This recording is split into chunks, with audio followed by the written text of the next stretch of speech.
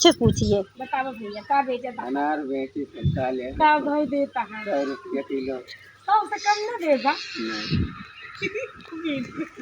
कहो भाऊजी का लेती यहाँ अनार न तो अनार अनार ले दिया कुछ और करत यहाँ अनार आज भैया जी बताओ अनार खाता है ना ना तू अनार नहीं तो उसमें उसकी मार मार के तू अनार लेती है। आवे तो भैया से बताई पता हमें क्या करब तुम बताओ का करिए का का सही है। चलो ना भैया सा तो हम कुटवाऊ अच्छे से। हमारा नंबर लाइक के फोटो भेज देना जौन वीडियो बनाओ हमरे भेज देना। हाँ हम अपने घर में दिखाओ तीन अनार बेचत है।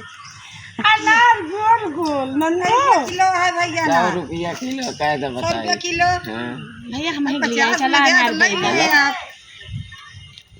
ये बूढ़ा अनार ले लिया भैया हम लेके चला ए बूढ़ा अनार ले लिया